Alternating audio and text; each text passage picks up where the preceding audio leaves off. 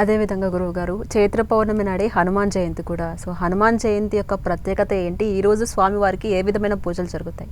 ఇక్కడ మనందరం కూడా ముఖ్యంగా చెప్పుకోవాల్సింది హనుమతత్వాన్ని మనం చెప్పుకోవాలి. హనుమంతుడు బలవంతుడితో పాటుగా బుద్ధిమంతుడు, అలాగే ఎంతటి కార్యాన్నైనా సాధించుకురాగలిగినటువంటి శక్తిమంతుడు.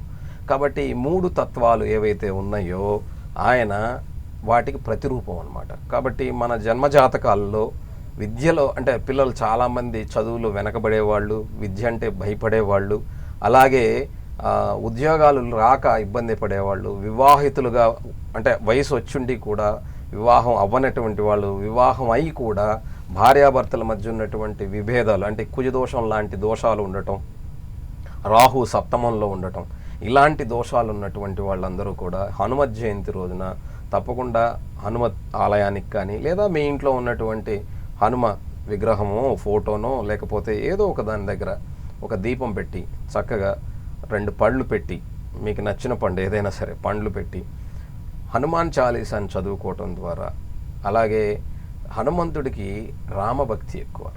హనుమంతుడిని పిలిచే కన్నా కూడా రామనామం చెప్పటం వల్ల హనుమంతుడు త్వరగా కనికరిస్తాడట. కాబట్టి ఈ రామనామాన్ని తప్పకుండా జపించటం ద్వారా ఈ హనుమంత్ జయంతి రోజున హనుమాన్ చాలీసా చదివి మనం కానీ ఈ రామనామాన్ని జపించి, ఎందుకంటే రామ అనేటువంటి శబ్దం 2 మంత్రాల యొక్క స్వరూపంగా చెప్తారు.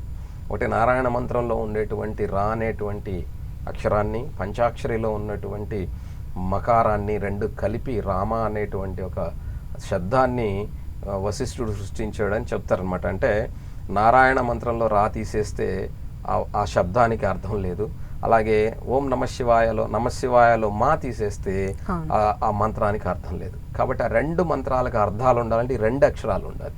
కాబట్టి అంత పవర్ఫుల్ అయినటువంటి అనమాట. అంటే ఇక్కడ రామతత్వంలో 2 ఉంటాయి అన్నమాట. ఏమిటంటే నారాయణ తత్వము అలాగే శివతత్వం. ఈ 2 వేరు కాదు, ఒక్కడే అని చెప్పేటువంటి గొప్ప స్వరూపం ఏంటంటే రామమంత్రం. కాబట్టి ఈ రామమంత్రాన్ని హనుమ ఎక్కువగా జపిస్తూ ఉంటాడు. కాబట్టి హనుమ ఏదైతే ఇష్టపడతాడో మనం దాన్ని చేయటం ద్వారా త్వరగా ఆయన ప్రసన్నమయ్యేదానికి అవకాశం ఉంటుంది.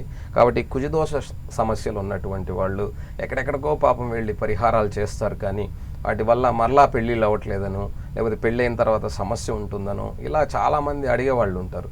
కానీ ఏదైనా నేను మళ్ళీ ఏం చెప్తానంటే ఒక